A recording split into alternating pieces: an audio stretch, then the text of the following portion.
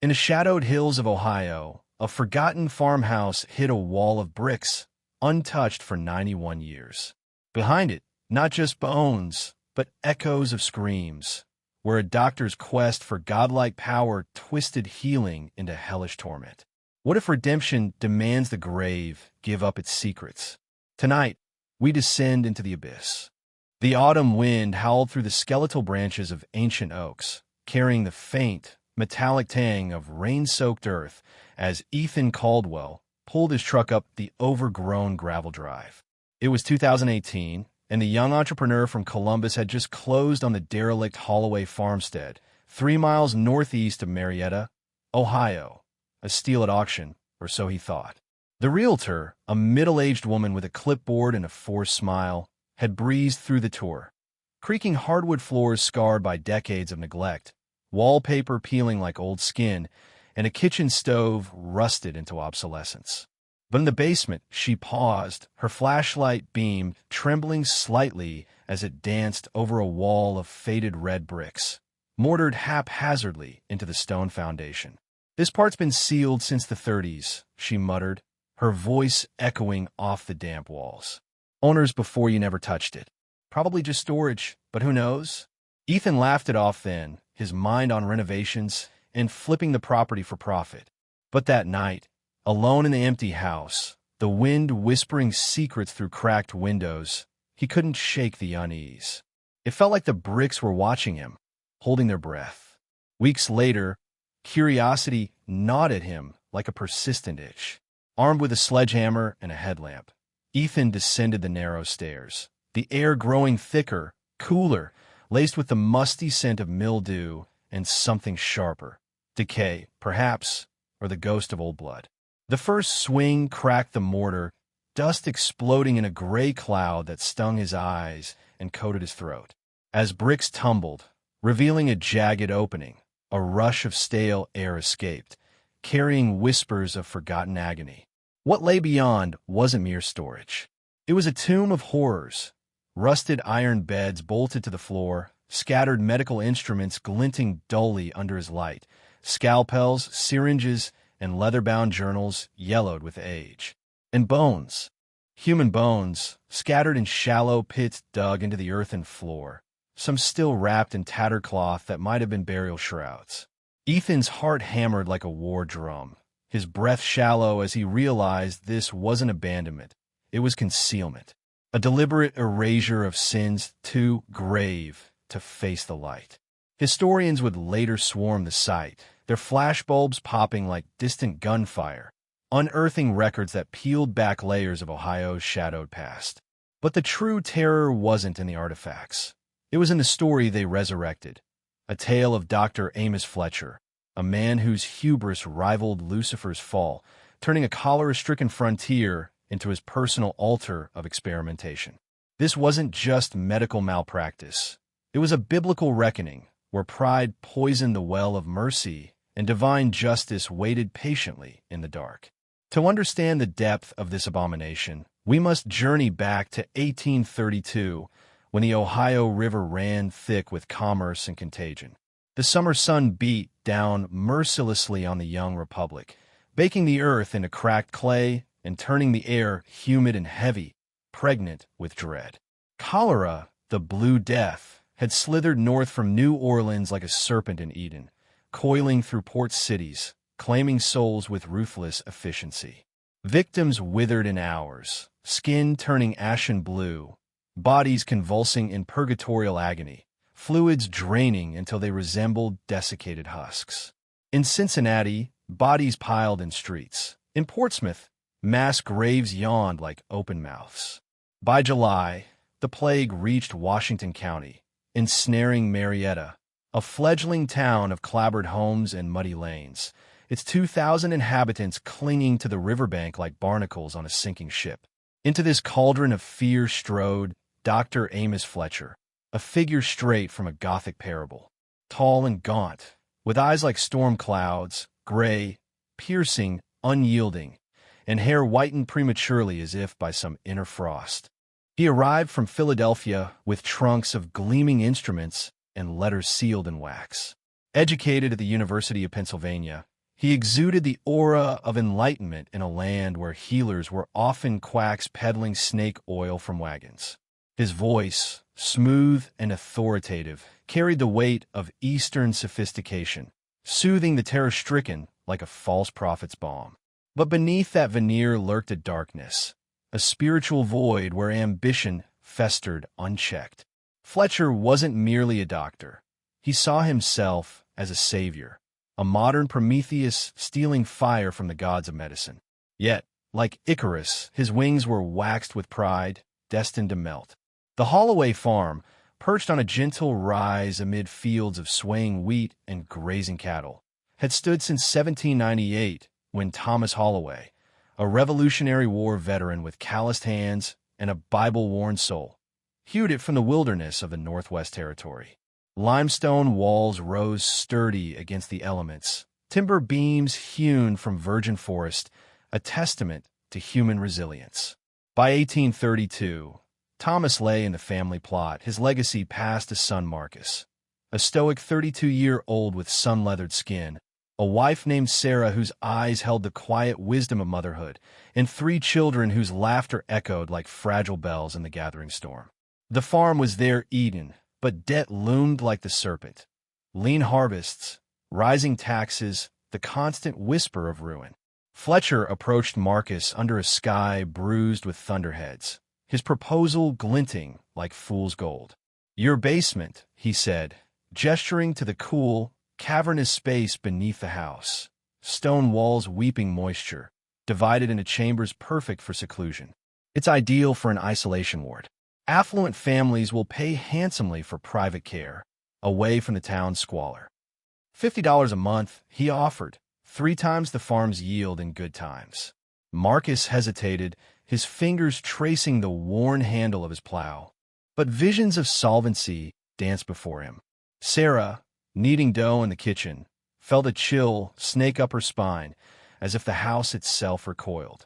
"Strangers dying under our roof?" she whispered later, her voice trembling like candlelight in a draught. But Marcus, ever the pragmatist, waved it away. "Gods will test us, Sarah. This could be our salvation." By early August, Fletcher transformed the basement into his domain. Oil lamps flickered like unholy eyes, casting elongated shadows that danced across the walls.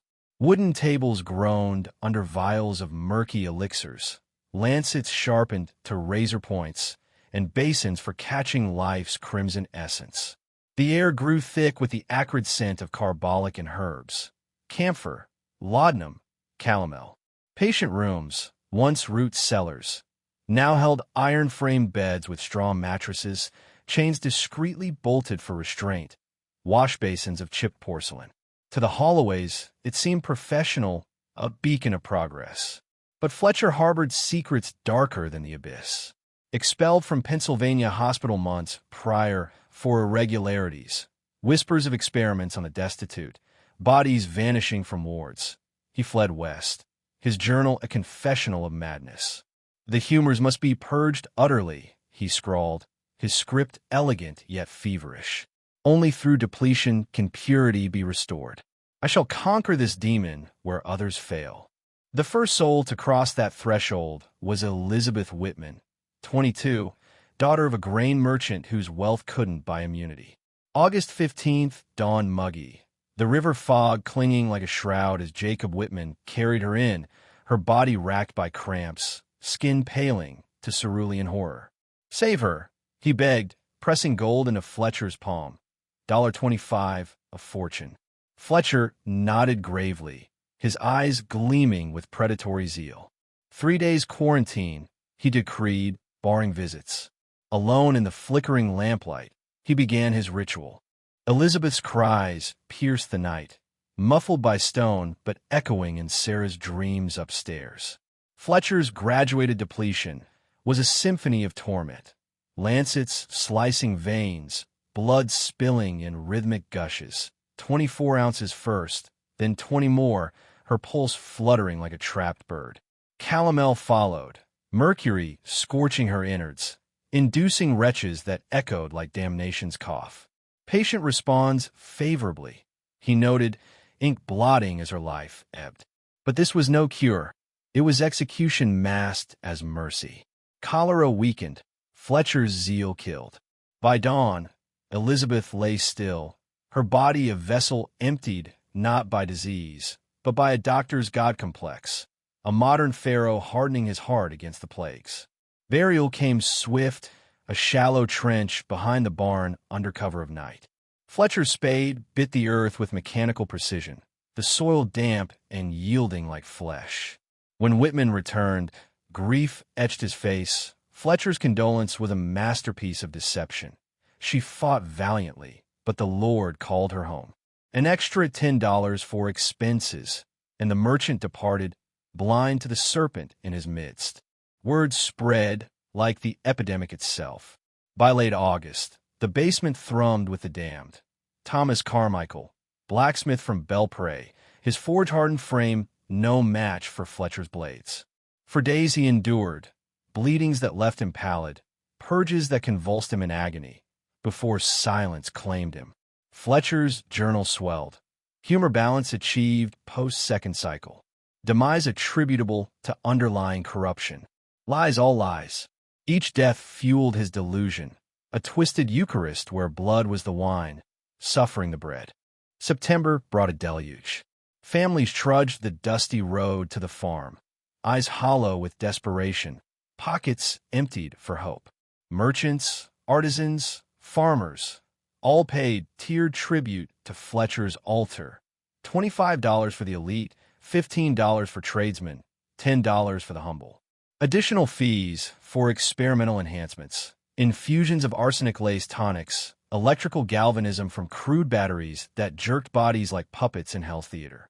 The basement air grew fetid, a miasma of vomit, blood, and despair, lamps sputtering as if protesting the profane.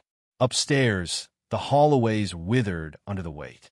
Sarah's hands trembled as she rocked her youngest, moans rising through floorboards like accusatory spirits. "This ain't right," she hissed to Marcus one storm-lashed eve, lightning illuminating her tear-streaked face. "Everyone dies. It's like he's reaping souls for the devil himself." Marcus, staring into the fire's embers, felt doubt creep like ivy. But the gold in their strongbox gleamed, a Judas payment silencing his conscience. Fletcher's enterprise evolved into abomination. A new entrance, carved at his insistence, allowed discreet arrivals, shadowy figures at dusk, bearing the afflicted like offerings. His postmortems began in earnest. After each failure, he'd dissect under lamplight, scalpel parting flesh with reverent precision, organs harvested for study, bones cataloged like relics. To conquer death, one must commune with it, he wrote, his words veering into blasphemy. Some bodies vanished entirely, dissolved in live vats hidden in a corner chamber, their essence feeding the earth, or Fletcher's garden of medicinal herbs, blooming unnaturally vibrant. By October, the farm was a nexus of sin. Cholera's mortality was high. 1 in 3 perished in public wards, but Fletcher's was absolute, a perfect harvest of souls. Yet suspicion stirred in Marietta, whispers in taverns, families mourning without bodies to bury. Old Doc Hartwell, the town's barber surgeon, saved sporadically with simple hydration and prayer. "Fancy Eastern ways," he grumbled. But Fletcher's charisma deflected, his isolation protected. Spiritually, this was no mere tragedy. It was parable incarnate. Fletcher embodied the fallen angel, knowledge without wisdom, power without humility. Each lancet stroke mocked the Creator's design, draining lifeblood as if to play God. The basement, cool and eternal, mirrored Sheol's depths where the unrepentant wailed. And upstairs, the hallways grappled with complicity. Marcus's greed echoing Esau's folly, Sarah's silenced fears an echo of Eve's temptation. Ethan's discovery in 2018 ripped the veil. As archaeologists sifted soil, journals emerged. Fletcher's confessions, stained with age and guilt. Pages detailed 47 victims over 4 months, each death a calculated cull. Mercury levels in bones screamed poison, Exsanguination marks bespoke murder. Historians recoiled. This wasn't Epidemic's toll. It was serial slaughter, veiled by science. But the spiritual chill lingers. Locals speak of apparitions, blue-tinged figures in the fields, moans on windless nights. Is it divine retribution? Souls denied rest. Fletcher vanished in November 1832. As cholera waned, his trunks packed under moonless sky. Rumors placed him in Kentucky. Then, farther west, a fugitive from justice human and heavenly. The bricked wall, sealed in 1937 by descendants ashamed, held not just history, but a warning. Pride goeth before destruction. In that Ohio basement, medicine met madness, and the grave whispered truths too terrible for light. As Ethan sold the farm, haunted by dreams of bleeding shadows, one question echoes. In our quest for mastery, when do we become the monsters we fight? Yet the story deepens. Fletcher's legacy didn't end with flight. Whispers of descendants, cursed bloodlines, surface in archives. One journal entry chills. If God wills not my success, then I shall forge my own providence. Blasphemy's fruit? A lineage of afflicted, madness, early deaths, as if Job's trials revisited. Sarah Holloway, in her diary unearthed later, penned prayers. Lord, forgive our blindness. The doctor's hands were stained, but ours held the door open. Her children survived, but the farm soured, crops failed, livestock sickened, as if the land itself rejected the taint. In Marietta today, the river flows serene, but elders recall. A plaque now marks the site, sanitized for tourists, site of 1832 cholera isolation ward. But truth claws deeper. Fletcher's methods, extreme even then, foreshadowed darker eras. Eugenics, unethical trials, reminders that science sans soul is sorcery. Emotionally, imagine Elizabeth's final gaze. Not on family, but a stranger's cold eyes, her life ebbing in isolation. Or Carmichael's labored breaths, echoing unanswered pleas. These weren't statistics, they were souls betrayed in vulnerability. Cinematically, picture the basement. Flickering lamps casting grotesque shadows, blood pooling on stone, Fletcher's silhouette hunched like a vulture. Upstairs, Sarah pressing ear to floor, tears silent, thunder masking screams. This revelation forced Ohio's annals rewritten, not just medical folly, but moral abyss. Powerful families, descendants of victims, had lobbied for silence, bricks their final seal. But truth, like resurrection, rises. If this pierces your spirit, subscribe for more unearthed horrors. Comment your state's darkest secret. We'll chase the shadows together. The chill of November 1832 settled over the Holloway farm like a shroud woven from frost and foreboding. The fields barren under a leaden sky, skeletal trees clawing at the heavens as if pleading for mercy. Down in the basement, the air hung heavy with the metallic bite of blood and the sharp sting of preserving alcohol, lamps flickering like damned souls in purgatory. Dr. Amos Fletcher, his once impeccable coat, now stained with the essence of his victims, hunched over his wooden dissection table, a slab of rough-hewn oak scarred by countless incisions. His hands, steady as a hangman's, plunged into the cooling cavity of his latest patient, a farmer named Elias Hendricks, whose body still twitched faintly from the final convulsions of mercury-laced torment. Organs emerged slick and gleaming, liver mottled with imagined corruptions, kidneys pale and pristine, heart heavy with unspoken sins. Fletcher's gray eyes, devoid of remorse, appraised them like a merchant weighing gold. Into glass jars they went, submerged in amber fluid that preserved not just tissue, but the doctor's twisted legacy, a profane mockery of resurrection, where flesh became commodity rather than temple. This was no noble pursuit of knowledge. It was desecration, a biblical abomination echoing the grave robbers of old. But worse, Fletcher didn't steal from the dead. He created them. His journal, bound in leather as dark as his soul, chronicled the calculus of carnage. Patient Hendricks expired at 3:20 a.m., post-mortem yields prime specimens. Liver exhibits choleric decay, valued at $5. Kidneys intact for $. Heart for anatomical study, $3. Net gain, $37 post-expenses. Expenses that included hasty burials in the ever-expanding plot behind the barn, where fresh mounds rose like accusatory fingers pointing skyward. The illegal trade in cadavers fueled American medical schools, starved for bodies to train the next generation of healers. Cincinnati and Columbus paid handsomely. No questions asked, couriers slipping away under moonless nights with crates disguised as farm goods. Fletcher's cholera victims, isolated and interred swiftly under the guise of contagion control, were perfect fodder, their families none the wiser, grieving empty coffins filled with stones or sawdust.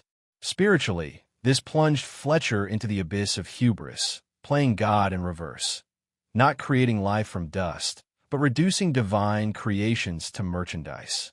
Each incision mocked the Creator's design, turning temples of the Holy Spirit into butchered husks.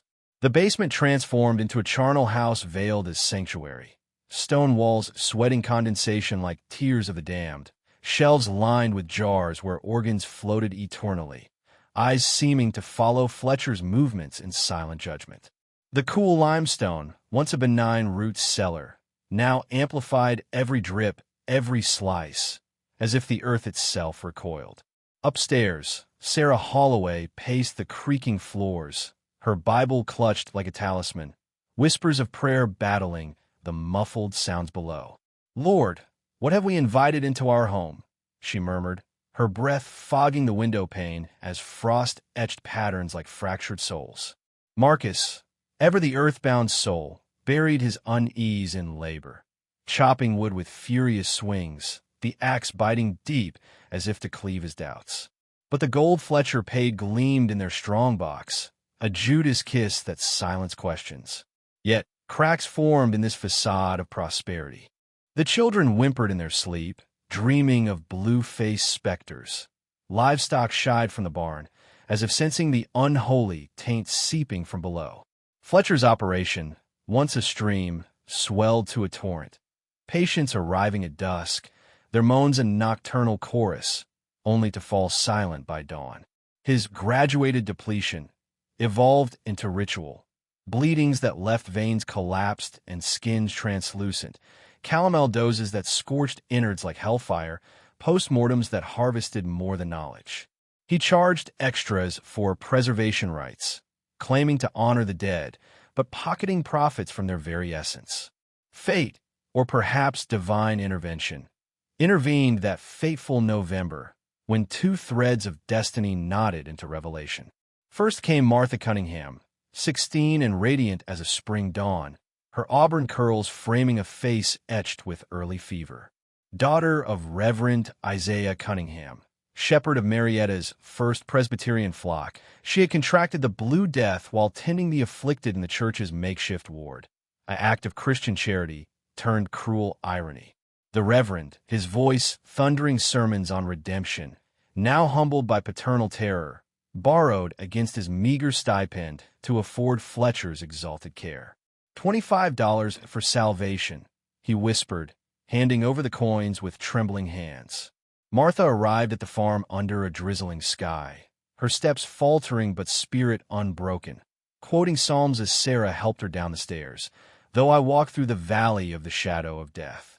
The basement swallowed her, lamps casting her shadow long and wavering, like a soul stretching toward judgment. Unlike prior victims, Martha was in cholera's nascent grip, treatable with broth, rest, prayer. Young, resilient, her body a vessel of vitality. She might endure Fletcher's onslaught long enough for eyes to witness the horror. Fletcher, sensing opportunity in her purity, began his regimen with zeal, lancets piercing tender arms, blood flowing in crimson rivers, her whimpers echoing like lambs to slaughter. For your purification, he intoned, his voice a false benediction. Simultaneously, Providence summoned Dr. Benjamin Hartwell back from Columbus prematurely. A weathered healer in his 50s with wire-rimmed spectacles and a mane of graying hair. Hartwell embodied frontier medicine. Barber-surgeon roots tempered by self-study. Curious about Fletcher's miracles, he rode to the farm on November 12th, frost crunching under hooves, his greatcoat billowing like wings of an avenging angel. Expecting collegial discourse, he found the basement door ajar, a yawning invitation to abyss. Descending stone steps worn smooth by generations, the air grew fetid, assaulting his senses with blood's copper tang and alcohol's bite. The scene unfurled like a nightmare etched in lamplight. Martha strapped to the table, her skin waxen, breath shallow as a dying breeze. Basins brimmed with her lifeblood, dark pools reflecting flickering flames. Fletcher, apron crimsoned, prepared a syringe of calomel, its mercury glint promising poison. Jars lined the walls, organs suspended in eternal vigil. Hearts, livers, eyes staring accusatorily. Hartwell's cry shattered the stillness. "Fletcher, what abomination is this? In God's name, what have you wrought upon this innocent?" Fletcher whirled, his face a mask of startled composure cracking at edges, eyes wild as a cornered beast. Hartwell, unexpected. Miss Cunningham thrives under depletion. This final purge will balance her humors. But Hartwell, pulse-checking her fragile wrist, saw truth. "She's exsanguinated, man. How much have you taken?" Fletcher, consulting his damned ledger. 42 ounces thus far. 16 more imminent. Equilibrium nears. Hartwell's roar echoed upward, shaking the farmhouse. 3 quarts? You've drained her soul. This is murder, not medicine. The ensuing clash was thunderous. Fletcher citing arcane theories, voice rising in desperate erudition. Hartwell decrying butchery, his fists clenched as if to strike the devil himself. Sarah and Marcus froze above, floorboards creaking under their weight, hearts pounding in sync with the verbal storm. The argument peaked when Hartwell demanded to see others. Empty beds, stained sheets whispering of absences. "Where are they?" Succumbed to the virulent strain, Fletcher lied, his tone chillingly clinical. Hartwell's mind raced. Cholera claimed half at worst. Fletcher's toll was absolute. This was no healer. This was a reaper in white. Morally torn, Hartwell faced a crucible. Expose Fletcher, but ensnare the Holloways in complicity, tarnish families who trusted. In Marietta's web of kin and commerce, scandal was plague anew. Swiftly, Hartwell administered fluids to Martha. Broth warmed over a makeshift fire, compresses to her brow, praying for reversal. Messengers galloped to summon Reverend Cunningham and pillars of society. Judge William Putnam, stern-visaged arbiter with a gavel like God's hammer. Merchant Samuel Fearing, whose ledgers balance fortunes. Banker Nathan Gilman, guardian of communal wealth. They convened in the Holloway parlor, fire crackling ominously, shadows dancing like conspiring spirits. Hartwell unveiled the horror. Fletcher's hospital, a slaughterhouse, depletions lethal, dissections profane. The revelation struck like lightning. Faces paling, fists clenching. Putnam's nephew, dead fortnight past, others kin similarly vanished. Fletcher, summoned, defended with professorial arrogance. "Gentlemen, witness progress. European science demands bold measures. Une morale corruption nécessitat extraction." Producing his journal, he recited entries, but eyes glazed with dawning revulsion. Reverend Cunningham, tears carving furrows in his cheeks, challenged. "You bleed innocence like Cain's spilled Abel's blood. Is this your God?" Fletcher persisted. "Miss Cunningham's recovery will vindicate." But as evening fell, Martha's breaths faltered, her chest rising weakly, eyes fluttering open once to whisper, "Father, forgive," before stilling forever. Witnesses gasped. This was irrefutable, murder under heaven's gaze. Grief morphed to fury, yet dilemma loomed. Public trial would unravel Marietta. Headlines screaming elite duped by death doctor. Reputation shattered, businesses bankrupt, faith eroded. Putnam, voice gravelly. exposure dooms us all. Who trusts a judge who abetted a fiend? Cunningham, clutching his cross. Truth heals, but mercy tempers. Spare the flock this shame. In that firelit room, a pact formed, not of justice but survival. Private reckoning over public ruin. Fletcher, sensing doom, eyed the door, but chains of consequence bound him. The men, souls weighed by complicity, pondered biblical precedents, David's hidden sins, or the casting of lots for Jonah. Was silence sin or salvation? Downstairs, the basement brooded, jars glinting like eyes of the undead, bloodstains drying into eternal accusations. Sarah, overhearing, wept silently. We've harbored the serpent. Marcus, guilt gnawing like famine, questioned his greed's cost. This unraveling wasn't mere scandal. It was spiritual warfare. Fletcher's pride, a tower of Babel in medicine, crumbled under divine scrutiny. Martha's death, a martyr's end, illuminated the darkness. Yet, the cover-up echoed humanity's fall, hiding nakedness rather than confessing. Historians, poring over unearthed journals in 2018, would trace the threads. 47 souls harvested, prophets tallied like souls in Hades' ledger. Bones analyzed revealed mercury's poison kiss, bleeding's fatal drain. But in 1832, justice whispered, not roared. The group's decision sealed fates. Fletcher vanished that night, perhaps exiled westward, a Cain wandering. Whispers of vigilante justice, a noose in the barn, body dissolved in lie, persist in folklore. The basement cleared, organs buried deep, journals burned? No, heathen, a Watingros erection. The hallways endured, farm cursed with barren seasons, children plagued by nightmares. Sarah's diary, discovered later. We bartered safety for souls. May God forgive our silence. Marietta prospered outwardly, but shadows lingered. Ghostly moans on November winds, blue apparitions in fields. Ethan Caldwell's 2018 breach unleashed this. Bricks crumbling like Jericho's walls, revealing not just history, but haunting. Artifacts spoke, rusted lancets, jar shards, bones bearing tool marks. Psychological echoes. Fletcher's God complex prefiguring modern horrors. Unethical trials, eugenics chill. Emotionally, envision Martha's final gaze, innocence betrayed, a lamb led astray. Or Hartwell's lifelong torment, dreams replaying that descent into hell. These were lives, not ledgers, families fractured, faith tested. Cinematically, picture the confrontation, lamplight carving harsh angles on faces, blood basins steaming faintly, thunder rumbling as divine disapproval. Upstairs, rain lashing windows like tears from above.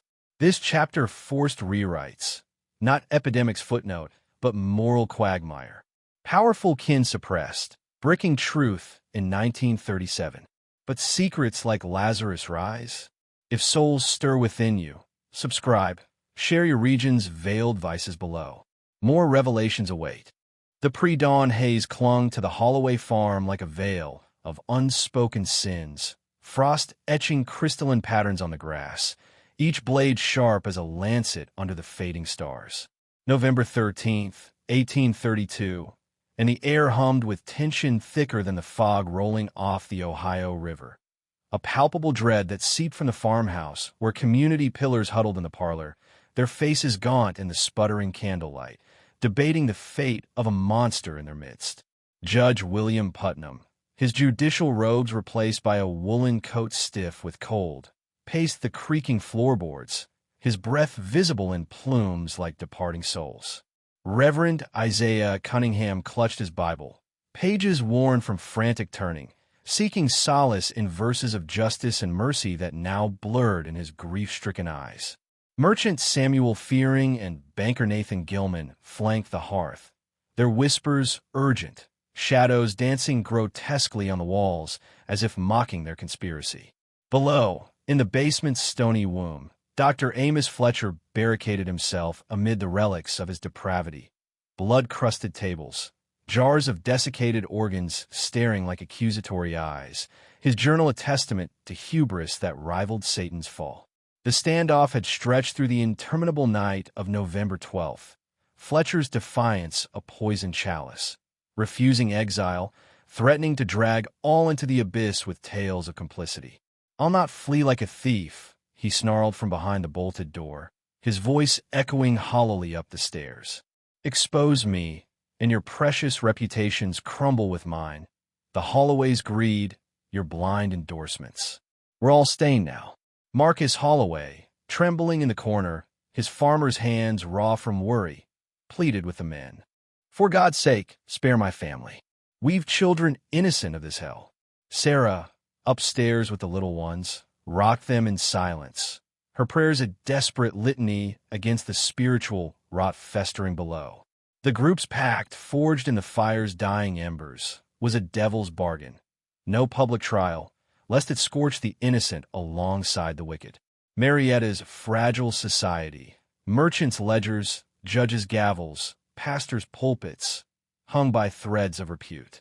A scandal would unravel it all, property devalued like cursed soil, families shunned as lepers. Justice must be private, Putnam intoned, his voice grave as a tombstone. Gather evidence, seal it away, force his departure, or the unspoken hung heavy, a shadow of vigilante retribution echoing Old Testament wrath. Eye for eye, life for the lives stolen. But Fletcher, cornered beast that he was, shattered the fragile accord.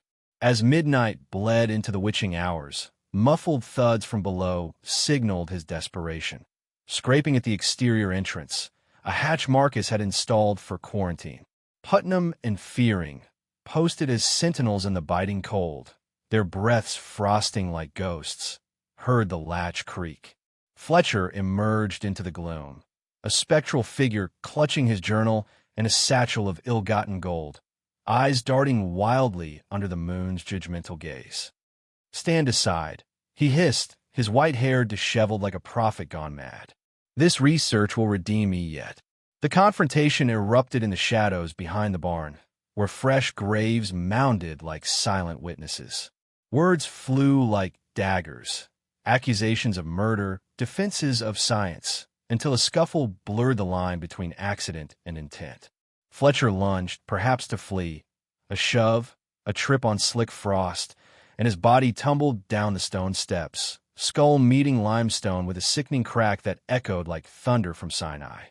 Dawn's first light revealed him sprawled, blood pooling dark against the pale stone, his gray eyes vacant, staring into eternity's void. Putnam's account, a tragic slip in flight. Fearing corroborated. The steps were treacherous, God's hand, perhaps. But Hartwell, summoned to examine, noted fractures inconsistent with mere fall, blunt force suggesting human intervention.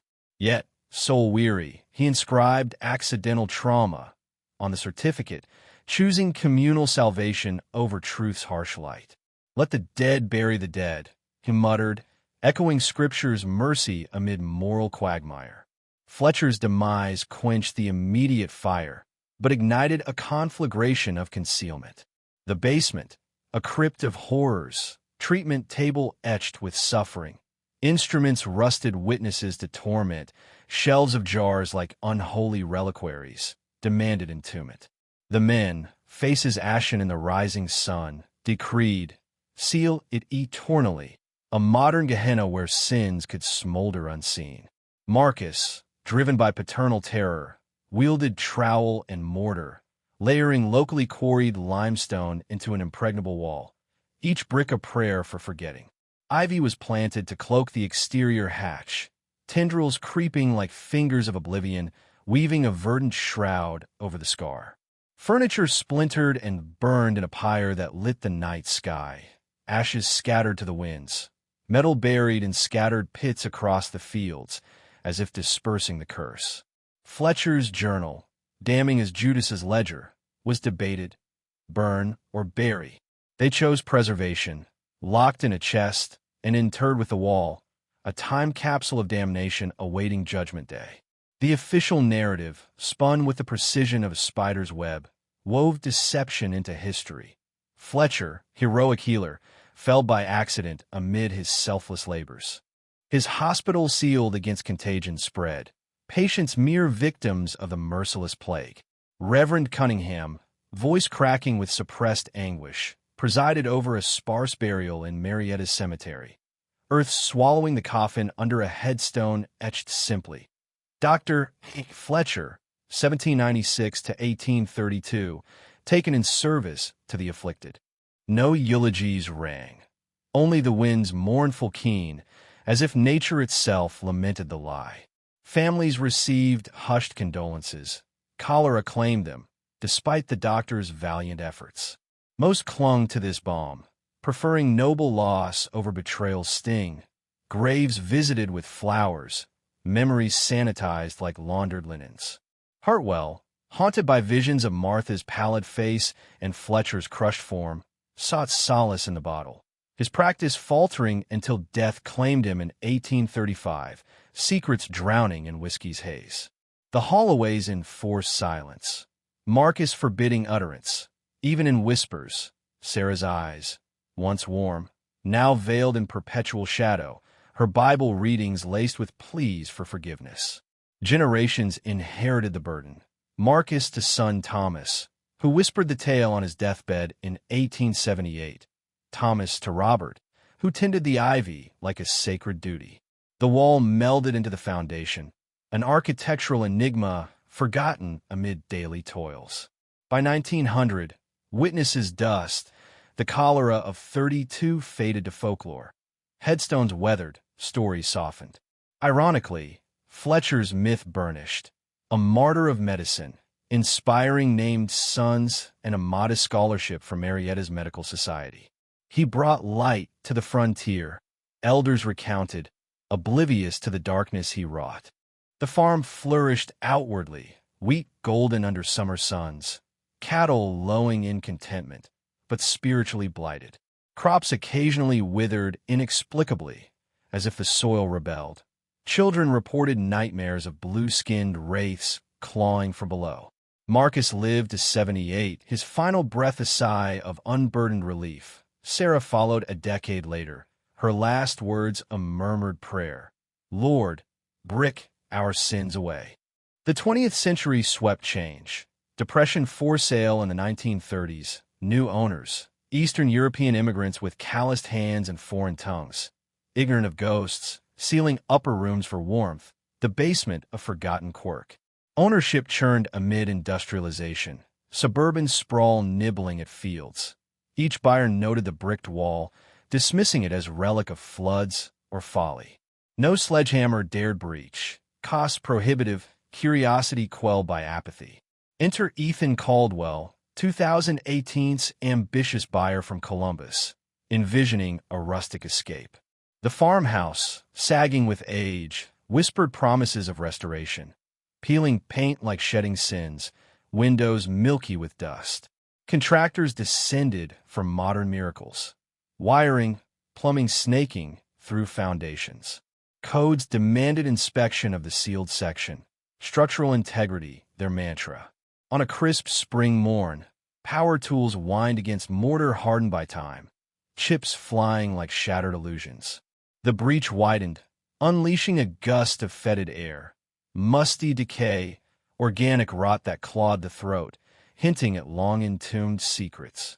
Ethan, flashlight piercing the gloom, stepped into the void, the first since 1832. His beams swept. The treatment table, surface blackened with ancient gore, an altar of agony. Instruments scattered like fallen idols. Lancets, syringes corroded but eloquent. Shelves of jars, residues clinging like spectral fingerprints. And the journal, open as if awaiting a reader, Fletcher's script a serpentine confession of calculated carnage. Heart pounding, Ethan retreated, phone trembling as he summoned historians, archaeologists, the past erupting like a biblical plague. Investigations unfurled, experts in white suits sifting dust, flashbulbs popping like revelations.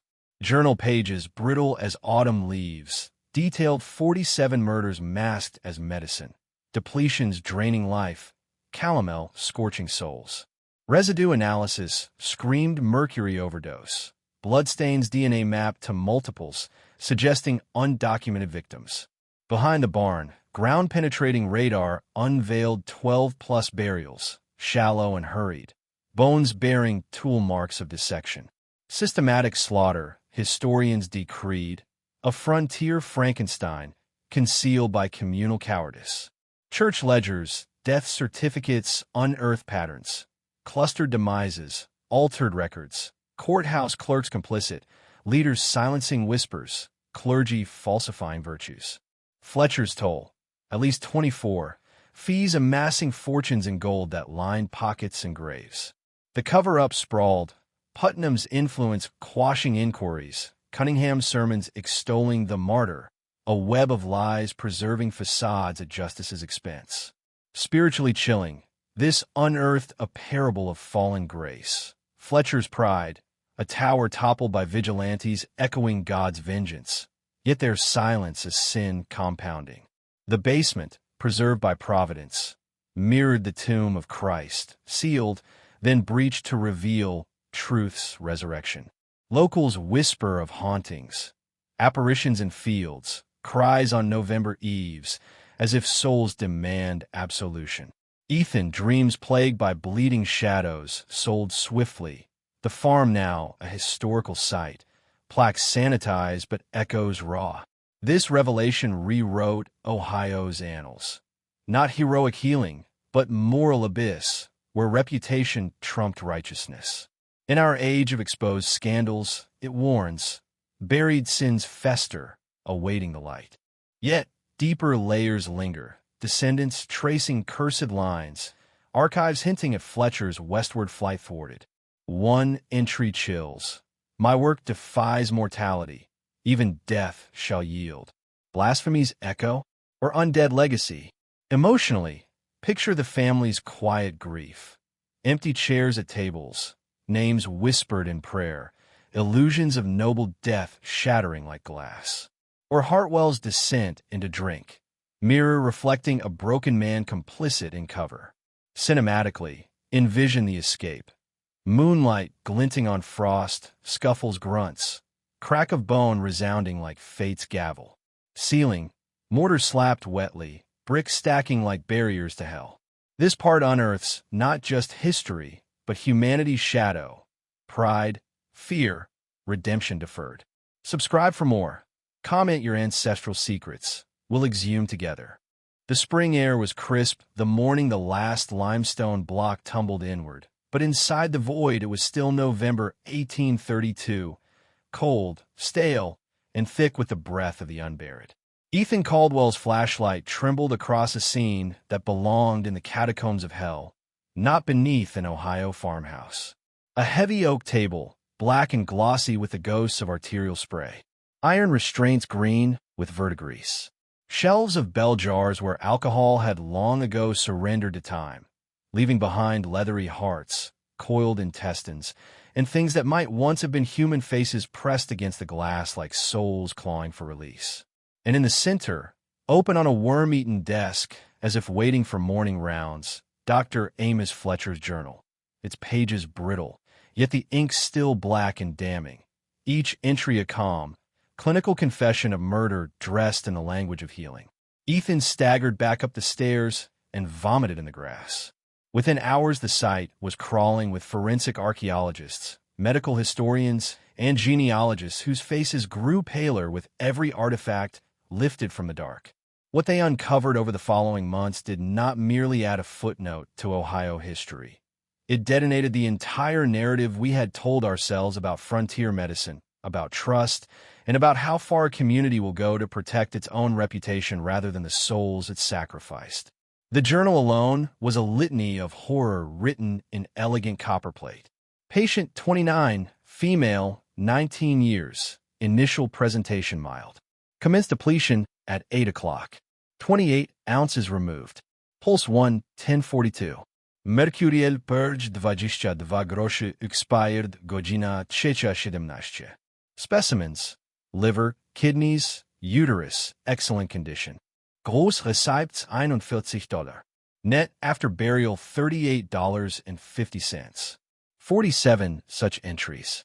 47 human beings bled, poisoned, dissected, and sold by the pound to medical schools in Cincinnati and Columbus, while their families were handed polished lies and invoices for advanced European care. But the deeper they dug, literally, the worse it became. Ground-penetrating radar traced a constellation of shallow graves behind the barn. 12 additional bodies, some dismembered, some still clutching scraps of the fine linen their families had dressed them in for their journey to the finest private hospital west of Philadelphia. DNA pulled from marrow and teeth matched living descendants who had grown up believing great-great-grandmother died heroically of cholera, not that she was exsanguinated for science and profit. When the names were read aloud at the first press conference, the room filled with the sound of grown adults weeping, some in rage, some in relief that the family ghost stories of something terrible in the basement finally had a shape. Across Ohio, archives that had gathered dust for 2 centuries were torn open, and the chilling pattern emerged. Marietta was not an outlier. In Zanesville, a cholera specialist with impeccable Philadelphia credentials vanished in 1834 after 32 wealthy patients died in his isolated ward. In Chillicothe, a surgeon's private pest house recorded a 100% mortality rate among paying clients, while the public hospital across town saved 1 in 4. In every case, the same script: isolation, desperation, prestige, and then silence. No traías, no esposés, just sealed rooms, rewritten death certificates, and headstones that lied for eternity.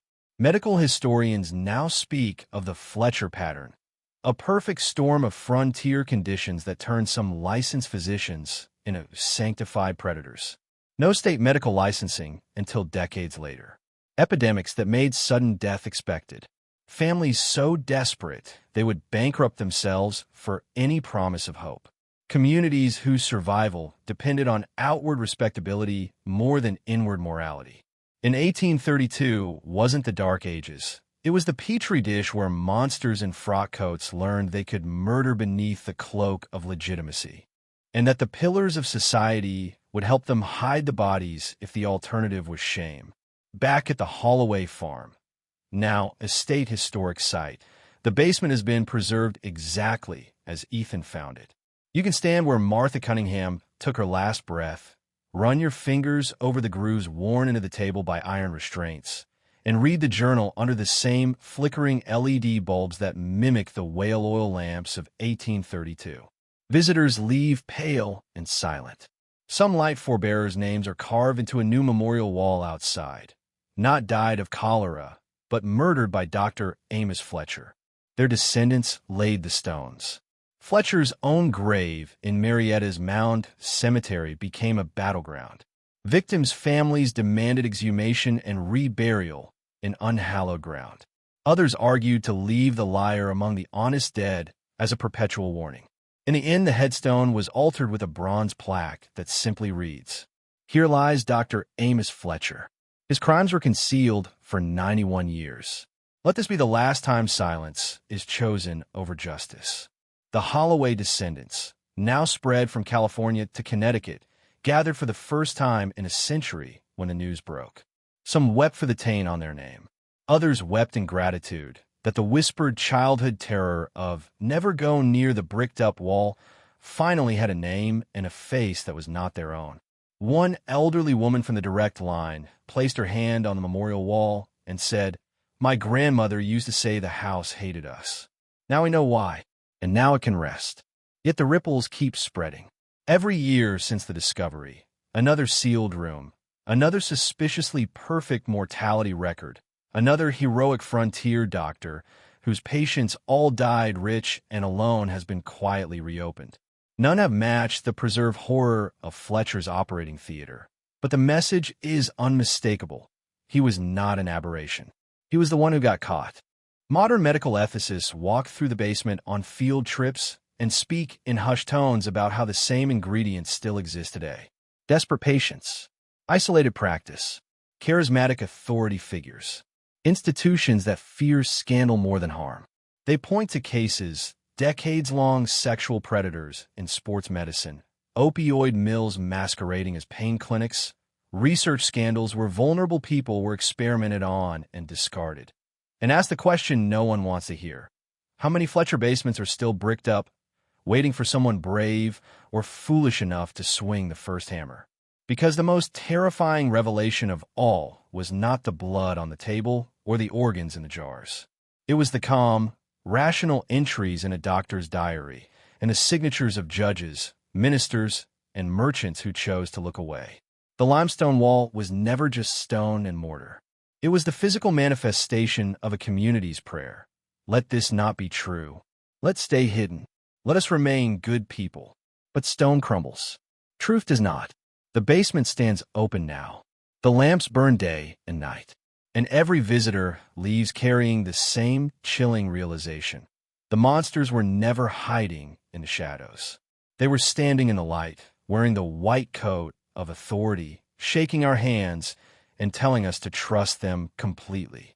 And somewhere, in another quiet town, behind another wall that no one has dared to question, another journal may still be waiting. If this story has crawled under your skin the way it has mine, if it makes you wonder what secrets your own hometown paved over, then subscribe. Ring the bell. Share this with someone who needs to hear that silence is not protection. It is complicity.